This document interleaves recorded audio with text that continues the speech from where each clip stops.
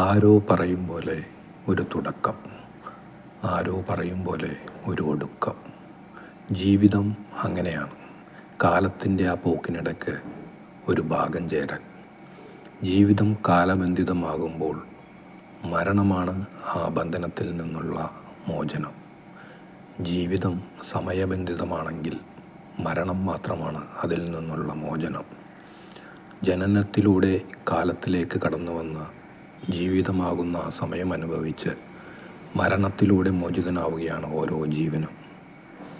അടൂർ ഗോപാലകൃഷ്ണൻ്റെ കഥാപുരുഷനായ കുഞ്ഞുണ്ണിയുടെ ജനനം കാണിച്ചുകൊണ്ടാണ് ചിത്രം തുടങ്ങുന്നത്. പുറത്തു വന്നു ആങ്കൊച്ച കരയുന്നില്ല. കാലെ തൂക്കിപ്പിടിച്ച് ചങ്കുവാക്കിനൊരു ഇടിയിടി.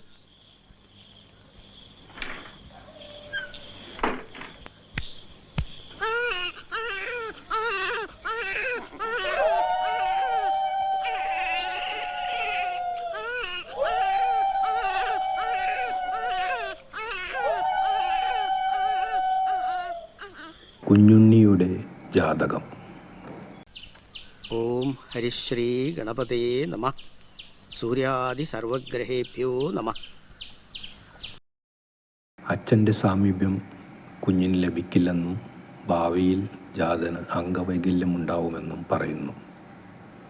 എന്നാലും ജാതകന് ലേശം അംഗവൈകല്യം വന്ന് ഭവിക്കണം എന്ന് കാണുന്നു. കുഞ്ഞുണ്ണിയുടെ വിക്ക് പ്രകടമാവുന്നു.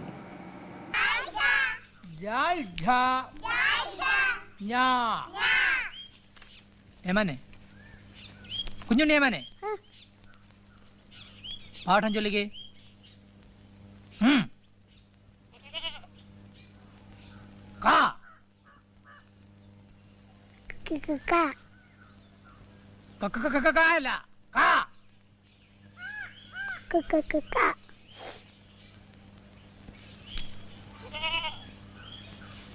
എഴുത്.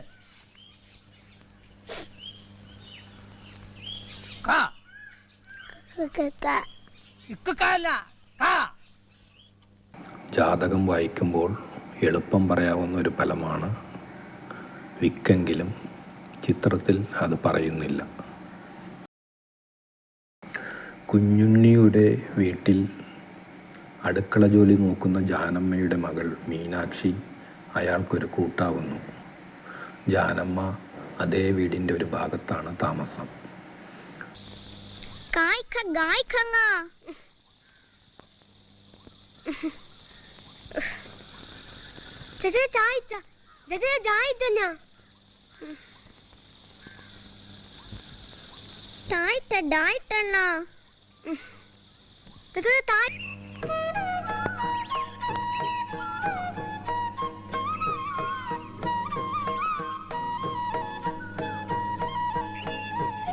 മൂക്കിന് താഴെ ഏതാണ്ട് പറ്റിയിരിക്കുന്നല്ലോ. കഞ്ഞി കുടിച്ചിട്ട് മോഹം കഴുകിയില്ലയോ? ഒന്നുമില്ല മോനെ, കിണ്ടി വെള്ളം കാണും. മുഖം വൃത്തിയായിട്ടൊന്ന് കഴുകിയേ.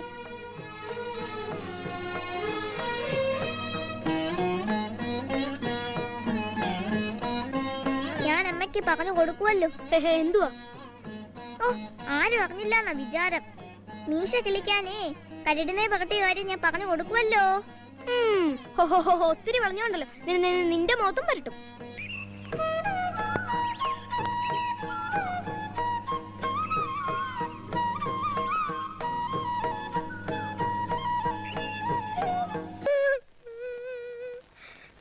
ക്ലാസ്സിൽ എല്ലാരും കൂടെ കളിയാക്കി ചിരിച്ചു. അല്ലേലും ആ കിട്ടൻചോന്റെ മോൻ രാമകൃഷ്ണൻ വാത്യാർ ഒരു അഹങ്കാരിയാ. ഇന്നാളൊരു ദിവസേ ഇവിടുത്തെ വാതുക്കൂടെ ചെരുപ്പിട്ടോണ്ട് പോകുന്നു. കാലം പോയ പോക്കേ. കണ്ട പാതി കാണാത്ത പാതി ഞാനിങ്ങ് കയറിപ്പോന്നു. ആ കാന്തി ഒരുത്തനാ ഇതിനെല്ലാം കാരണം. എല്ലാരും ഒരുപോലെ അന്ന് പോലും. വേരുവിച്ചാർക്ക് ഗാന്ധിയുടെ പേര് പറയുമ്പോ കലിയ. എങ്ങനെ കലി വരാണ്ടിരിക്കും? ഒരാന്തരിയുള്ളതിനെ ശീമയെ പഠിക്കാൻ അയച്ചിട്ട് എന്തായി? ഇവിടുത്തെ വല്യമാൻ നിലവും പറയടവും കുറെ തീരെഴുതിയത് മിച്ചം. ആ കുഞ്ഞ് തലതിരിഞ്ഞ് കാന്തിയുടെ പുറകെ പോയി. ഇന്ന് ആരാവണ്ടതാ? എല്ലാം വിധിയാ വേലുച്ചാരെ. മരിക്കുന്നതിന് മുമ്പ് വാസുവിനെ ഒന്ന് കാണാൻ പോലും അദ്ദേഹത്തിന് സാധിച്ചില്ല. പടക്കം കണ്ട് ജയിലിൽ കിടക്കുമായിരുന്നു. കുഞ്ഞുണ്ണിയുടെ അമ്മാവൻ വാസു ഒരു രാത്രി വീട്ടിലെത്തുന്നു. താൻ താൻ നിരന്തരം ചെയ്യുന്ന കർമ്മങ്ങൾ താൻ താൻ ആരാന്നല്ലയോ ചോദിച്ചേ? വരൂ. ഇത് ഞാനാ വേലുച്ചാരെ. അയ്യോ, എന്റെ വാസുവേ മോനെ. മോനെ വാസു, ഇതുള്ളതാണോ അതോ ഈ അമ്മയ്ക്ക് വെറുതെ തോന്നുന്നതാണോ? അമ്മ ഈ മകനോട് പൊറുക്കണം. ഒരു മകന്റെ കടമയൊന്നും ഈ വാസു ചെയ്തില്ല. എങ്കിലും കണ്ണടയ്ക്കുന്നതിന് മുമ്പ് എനിക്ക് എന്റെ മോനെ കാണാൻ പറ്റിയല്ലോ.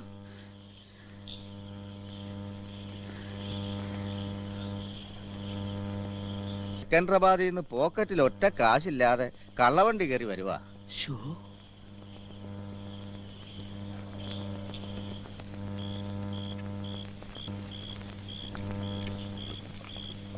ബ്രിട്ടീഷുകാർ വിട്ടുപോകാൻ പോകുന്നൊക്കെ പറയുന്നല്ലോ, ഉള്ളതാണോ? ആ, പോവായിരിക്കും. അതെന്താ മോനെ, നീ ഇപ്പം ഗാന്ധിയുടെ കൂടെ അല്ലയോ? അല്ലമ്മേ, ബ്രിട്ടീഷുകാർ പോകുന്നതുകൊണ്ട് മാത്രം നമുക്ക് സ്വാതന്ത്ര്യം ലഭിക്കില്ല. അതിന് യഥാർത്ഥത്തിലുള്ള വിപ്ലവം തന്നെ ഉണ്ടാവണം. കൊല്ലും കൊലയും വേണമെന്നാണോ നീ പറയുന്നേ? അല്ലമ്മേ, അമ്മയ്ക്കത് പറഞ്ഞാൽ മനസ്സിലാവില്ല. കുഞ്ഞുണ്ണി കോളേജ് ഹോസ്റ്റലിൽ. കുഞ്ഞുണ്ണി പഠിക്കുകയായിരുന്നു. ഞാൻ ഡിസ്റ്റർബ് ചെയ്തു. ഹേയ്, ഞാനല്പം എഴുത്തിലായിരുന്നു. എങ്കിൽ ഞാൻ ചെയ്തത് കൂടുതൽ തെറ്റ്. താൻ വെറുതെ ഫോർമലാവാതിരിടോ.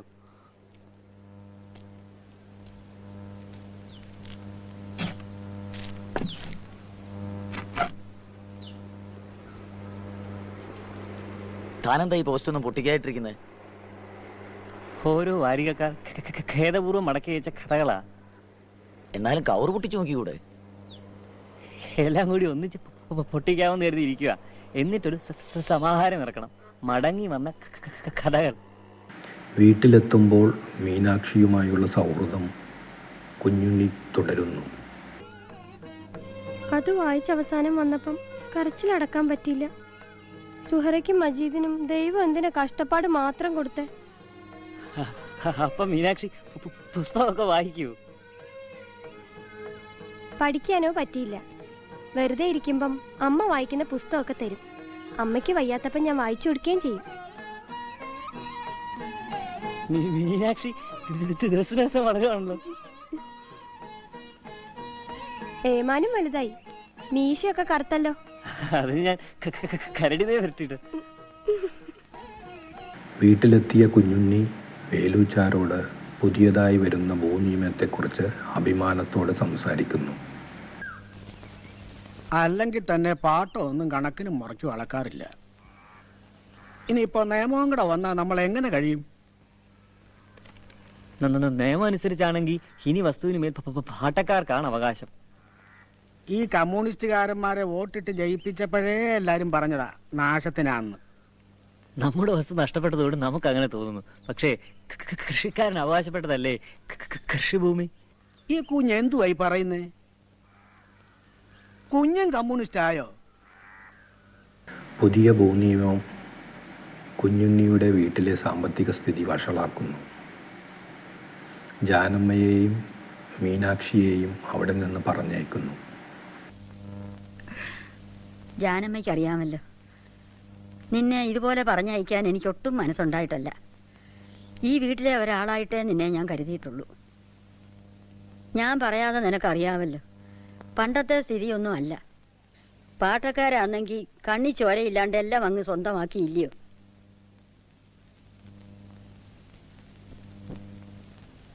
കുഞ്ഞുണ്ണിയുടെ പഠിത്തത്തിന് തന്നെ ഒരുമാതിരിയൊക്കെ ഒറ്റിയും വില എഴുതി.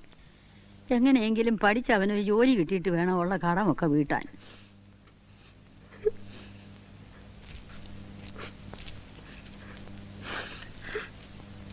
ഇന്നാ ഇത് വെച്ചോ. നിനക്കൊരുത്തം വരുമ്പം പവനുരിപ്പടിയില്ലെന്ന് പരാതി പറയണ്ട.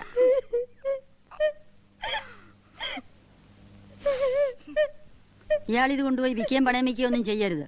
ഇത് അവക്കുള്ളതാ.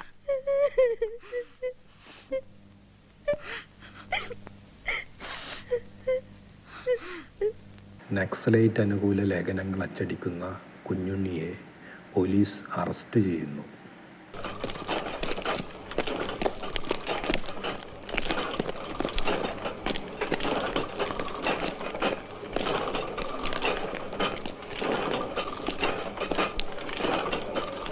നീയാണോ കുഞ്ഞുണ്ണി? വെളിയിലോട്ട് ഇറങ്ങിക്ക്. സെർച്ച് ചെയ്യണം.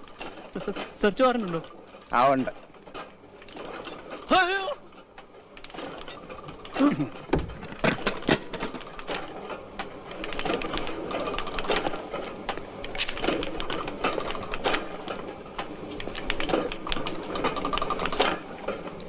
കുഞ്ഞുണ്ണിയുടെ അമ്മ മരിക്കുന്നു. ജയിലിൽ നിന്ന് പുറത്തിറങ്ങിയ കുഞ്ഞുണ്ണി ഉടന്തിയാണ് നടക്കുന്നത്. പോലീസ് മർദ്ദനം അയാളെ അങ്ങനെയാക്കുന്നു.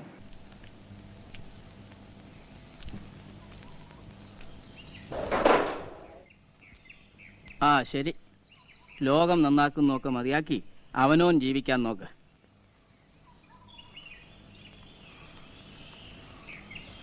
നല്ല പഠിപ്പും വിവരമൊക്കെ ഉള്ള ചെറുപ്പക്കാരനാ.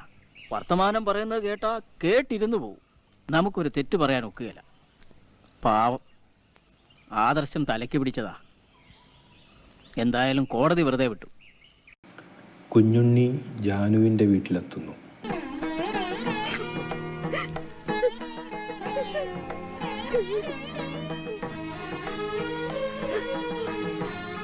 എന്നാലും കുഞ്ഞുണ്ണിയമ്മ ഞങ്ങളെ ഓർമ്മിച്ചല്ലോ.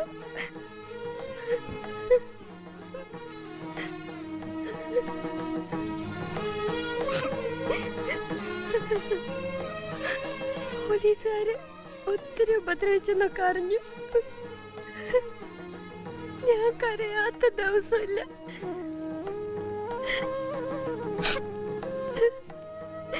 എങ്കിലും ഏമാനെ മീനാക്ഷിക്ക് എന്റെ കൂടെ വരാമോ? ഇരുവരും ഒരുമിച്ച് ജീവിക്കുന്നു. മീനാക്ഷി ഗർഭിണിയാകുന്നു. ഒരു ദിവസം അമ്മാവൻ വാസു തിരിച്ചെത്തുന്നു.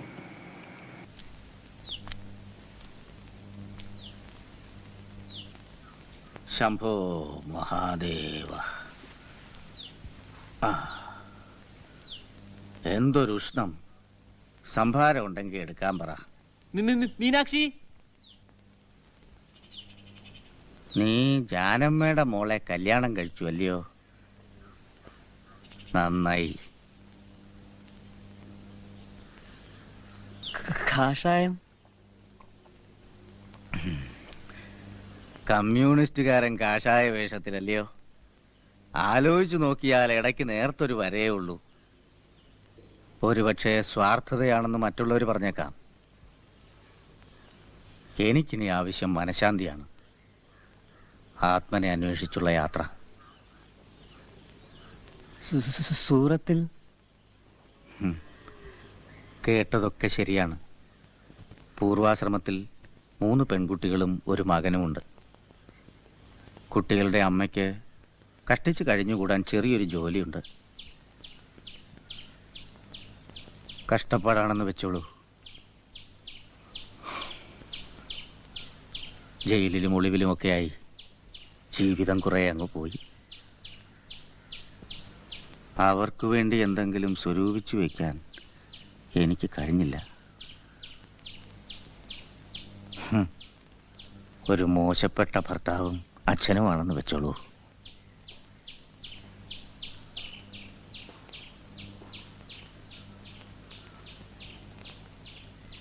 ഈ വീടിനും പറമ്പിനും അവകാശികൾ നമ്മൾ 2 പേരേ ഉള്ളൂ. എൻ്റെ അവകാശം പോലും നീ സമ്മതിച്ചാൽ മാത്രം.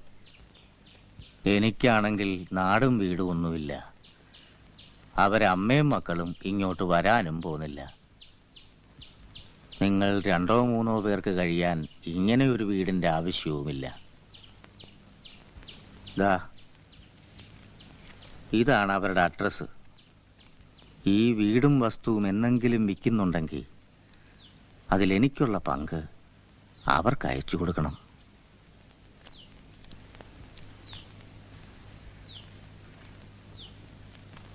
ഞാനില്ലാതെ എങ്ങനെ വില എഴുതുമെന്നല്ലേ?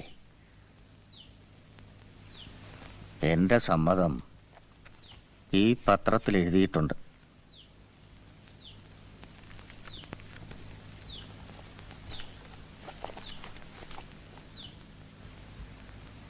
അമ്മയുടെ അസ്ഥി എടുത്തു വെച്ചിട്ടുണ്ടല്ലോ. ഉണ്ട്. അമ്മയോടുള്ള ഒരു കടമയും മകനെന്നുള്ള നിലയിൽ എനിക്ക് നിർവഹിക്കാൻ കഴിഞ്ഞിട്ടില്ല.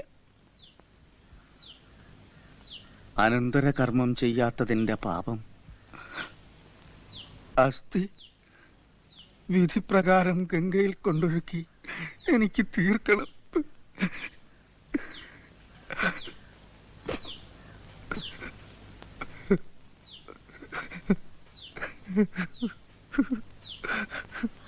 കുഞ്ഞുണ്ണി വീട് വിൽക്കുന്നു.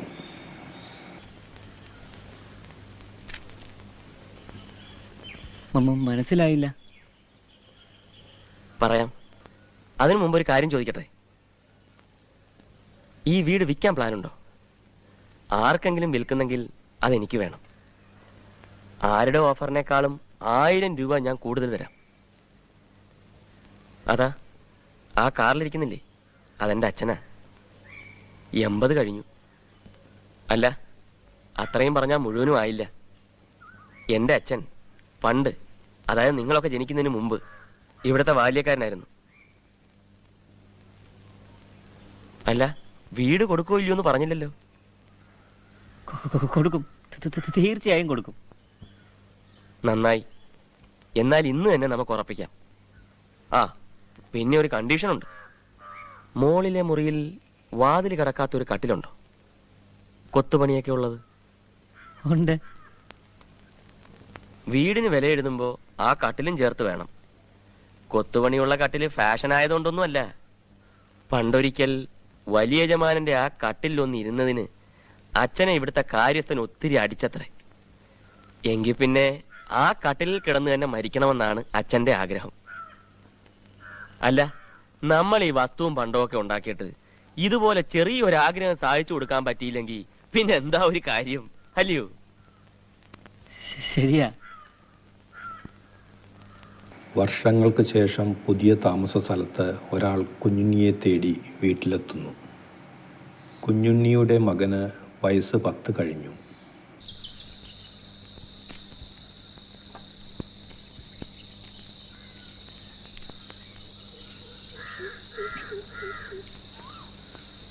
വലിയ വീട്ടിലെ കുഞ്ഞുണ്ണി സാറ് വീട് ഇത് തന്നെ. ആളുണ്ടോ? ഇപ്പം വരും. മോനെ, അച്ഛനെ വിളിച്ചേ.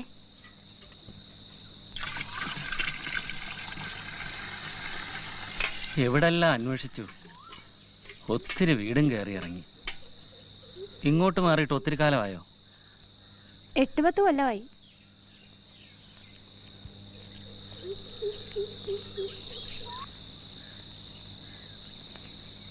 പോലീസിൽ നിന്നാണല്ലേ? അതെന്താ അങ്ങനെ ചോദിച്ചത്? അടിയന്തരാവസ്ഥയാണല്ലോ. പഴയ റെക്കോർഡുള്ളവരെ എല്ലാം തിരക്കി പിടിച്ച് കസ്റ്റഡിയിൽ എടുത്തോണ്ടിരിക്കുകയാണെന്ന് കേട്ടു. അയ്യോ, എനിക്ക് പോലീസുമായി ഒരു ബന്ധവുമില്ല. ഞാനൊരു സ്കൂൾ ടീച്ചറാ.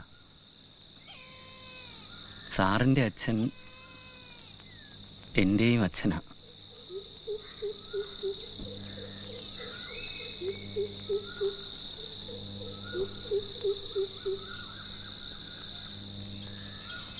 അങ്ങനെ 4 പേരറിയെ കല്യാണം കഴിച്ചിട്ടൊന്നുമല്ല. അവരൊരുമിച്ച് താമസിച്ചു, അത്രേ ഉള്ളൂ. എനിക്കിളയവർ 1-2 സഹോദരിമാർ കൂടിയുണ്ട്. അവർക്കൊക്കെ കല്യാണം കഴിഞ്ഞ് കുട്ടികളുമായി. ആർക്കും അങ്ങനെ കുഴപ്പമൊന്നുമില്ല.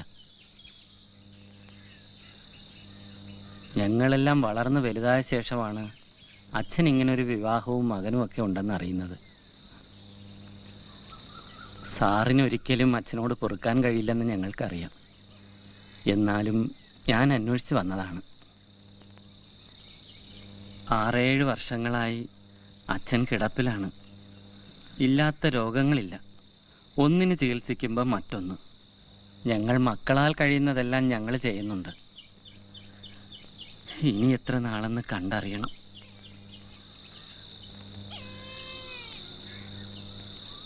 കഴിഞ്ഞ കുറേ ദിവസങ്ങളായി അച്ഛൻ സാറിൻ്റെ കാര്യം പറയുന്നു.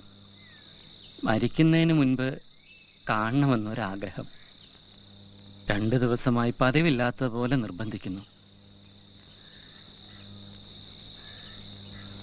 വേറെ ഒരാളിനെ പറഞ്ഞു വിട്ടാൽ നടക്കാതെ പോയാലോ എന്ന് വിചാരിച്ച ഞാൻ തന്നെ ഇറങ്ങിയത്.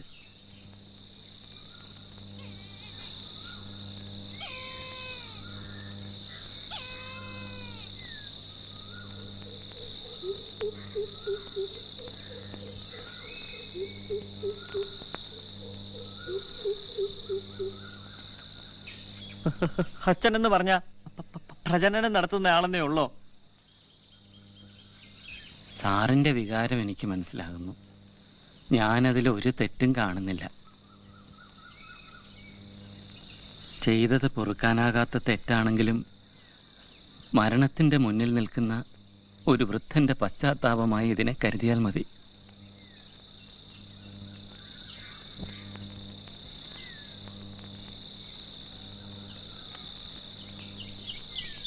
ഉടുപ്പെടുത്തിട്ട് വേഗം ചെല്ലച്ചാ. അച്ഛനും ഒരിക്കൽ വയസ്സാവും, അച്ഛനും സൂക്കേട് വരും.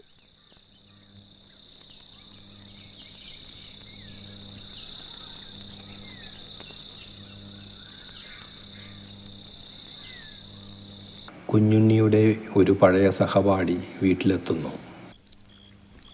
എടോ, തൻ്റെ പത്രത്തിൻ്റെ വായനക്കാരെ സൂചിപ്പിക്കാനുള്ള സാധനമൊന്നും എൻ്റെ കയ്യിലില്ല.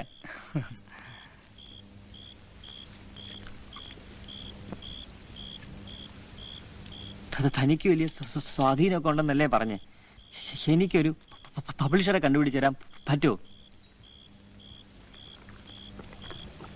വല്ല വരട്ട് ലേഖന സമാഹാരമാണെങ്കിൽ ഒരുത്തനെയും കിട്ടത്തില്ല. സാധനം എന്തോന്നാ? അതാണ് എനിക്ക് ഇനിയും നിശ്ചയമില്ലാത്തത്. കഥയൊന്നും പറയാം, അനുഭവം ഒന്നും പറയാം. സംഗതി എവിടെ? ഞാനൊരു 10 പേജ് വായിച്ചു നോക്കട്ടെ, പറ്റുമോ ഇല്ലേ എന്ന് എന്നിട്ട് പറയാം.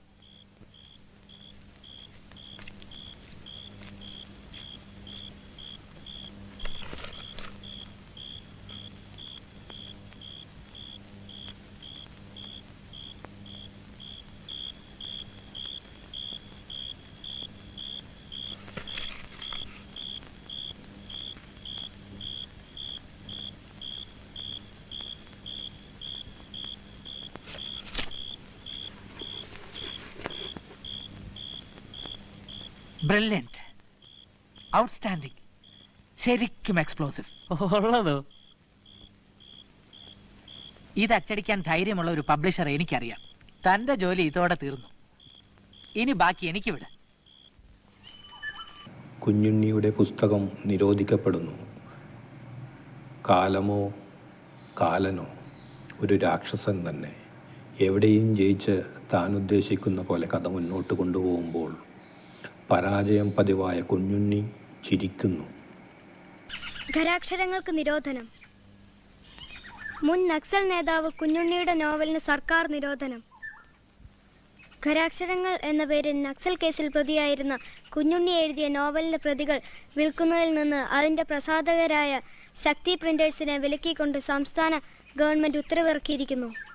പുസ്തകത്തിന്റെ കോപ്പികൾ കൈവശം വയ്ക്കുന്നതും കുറ്റകരമാണെന്ന് ഉത്തരവിൽ തുടർന്ന് പറയുന്നുണ്ട്. ചുരുങ്ങിയ കാലം കൊണ്ട് നിരൂപക ശ്രദ്ധ പിടിച്ചുപറ്റിയതും ഒട്ടേറെ പ്രതികൾ വിറ്റഴിഞ്ഞതുമാണ് ഈ കൃതി. പലതും തുറന്നു പറയുന്ന ഈ നോവൽ രാഷ്ട്രീയ വൃത്തങ്ങളിൽ കോളിളക്കം സൃഷ്ടിച്ചിരിക്കുകയാണ്. ഖരാക്ഷരങ്ങൾ കുഞ്ഞുണ്ണിയുടെ ആദ്യ നോവലാണ്.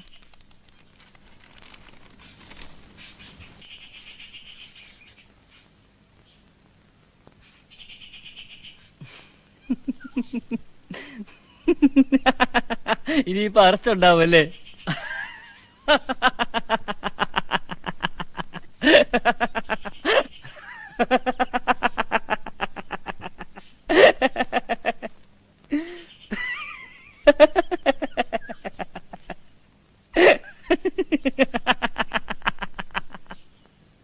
സത്യത്തിന്റെ മുഖം എത്ര വികൃതം.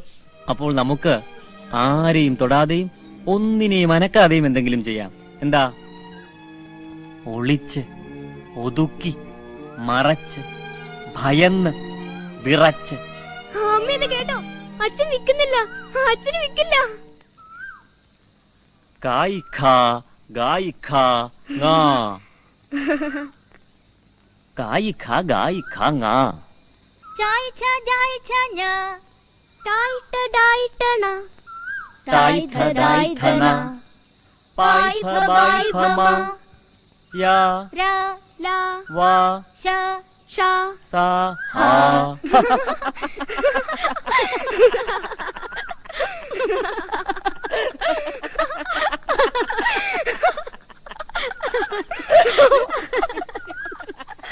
തൻ്റെ ചലച്ചിത്രത്തിലും താൻ ഉദ്ദേശിക്കുന്ന പോലെ തിരയെഴുതിയ ചലച്ചിത്രകാരനും ഒടുവിൽ കാലത്തെ ഒരു രാക്ഷസനായി കണ്ട് ചോദിക്കുന്നു, എന്നും നീ തന്നെ ജയിച്ചാൽ മതിയോ?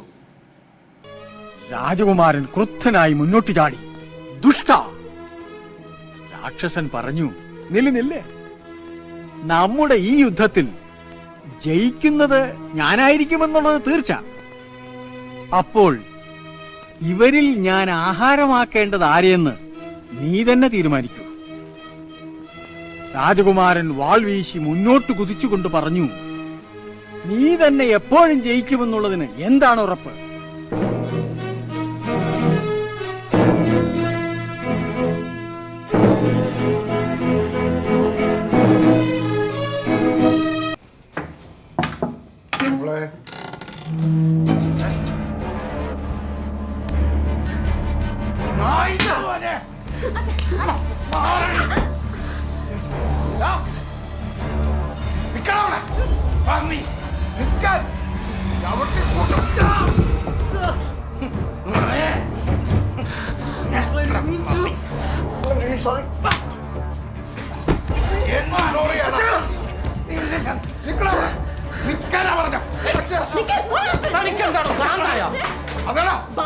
നിന്റെ മോന്റെ അടുത്ത് എന്ന് ചോദിക്കും. അവൻ എന്റെ മോളുടെ മുറിയിൽ എന്ത് വൃത്തിയാ കാണിച്ചത്? മര്യാദക്ക് പറയണം. നിന്റെ മോൻ